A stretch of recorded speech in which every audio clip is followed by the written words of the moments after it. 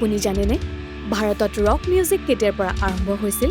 আৰু ভাৰতৰ ৰক ৰিভলিউচনৰ আৰম্ভণিৰ সেই পাইনিয়াৰসকল কোন আছিল জানো আহক ভাৰতৰ ৰক কালচাৰৰ ইতিহাস লিখা ৰক লেজেণ্ডসকলৰ অজানা কাহিনীৰ বিষয়ে তেতিয়া নাছিল স্পটিফাই নাছিল ইনষ্টাগ্ৰাম আৰু নাছিল ইউটিউব আছিল মাথো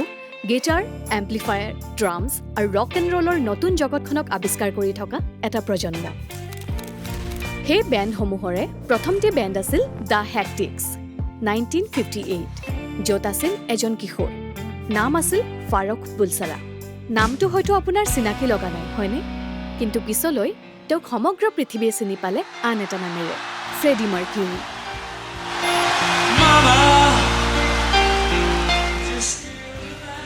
মহাৰাষ্ট্ৰৰ পঞ্চগাঁৱৰ সেণ্ট পিটাৰ স্কুলত কেইজনমান কিশোৰে মিলি গঠন কৰিছিল এটা স্কুল বেণ্ড আৰু নাম আছিল দ্য হেক্টিক্স আৰু পিয়ানোত কোন আছিল জানেনে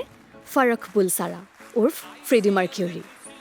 কুইনৰ বহুত বছৰ আগতেই আৰু ৰক ৱৰ্ল্ডৰ এজন অন্যতম ফ্ৰণ্টমেন হোৱাৰো বহুত বছৰ আগতেই ফ্ৰেডি মাৰ্কিউৰিয়ে ভাৰতৰ এখন স্কুল বেণ্ডতে তেওঁৰ মিউজিক ষ্টাৰ্ট কৰিছিল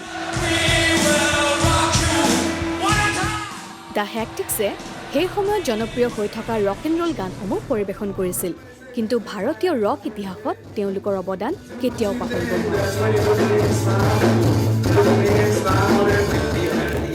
দ্য ট্ৰ'জানছ বেংগলোৰ 1960 বিদ্যু আপ্পায়া নামৰ এজন কিশোৰ সংগীত শিল্পীয়ে গঠন কৰিছিল দ্য ট্ৰ'জানছ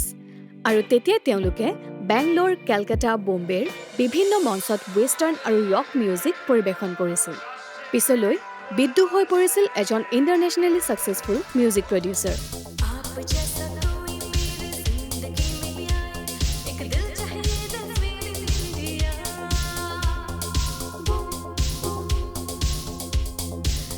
এই পপুলাৰ গীতসমূহ হয়তো আপুনি নিশ্চয় শুনিছে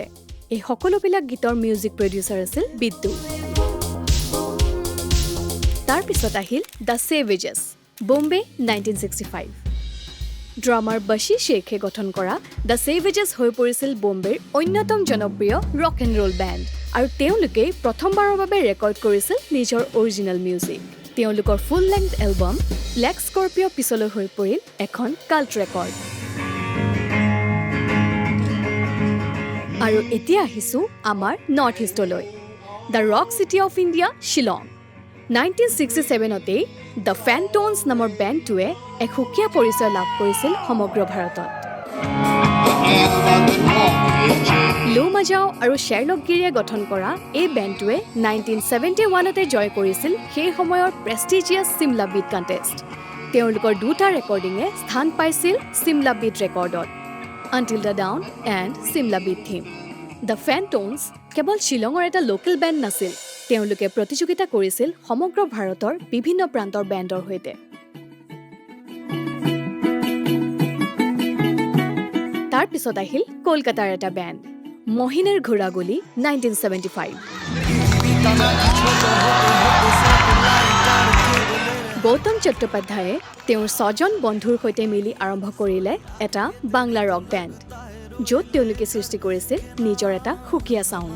ৰক বাংলা ফোক বাউল ব্লুজ এই সকলোবিলাক সামৰি তেওঁলোকে সৃষ্টি কৰিছিল নিজৰ এক নতুন জনৰা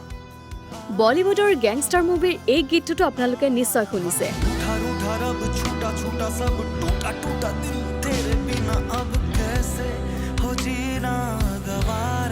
মহিনাৰ ঘোঁৰাগুলিৰ এই গীতটিৰ পৰাই আচলতে বনোৱা হৈছে বলিউডৰ সেই পপুলাৰ গানটো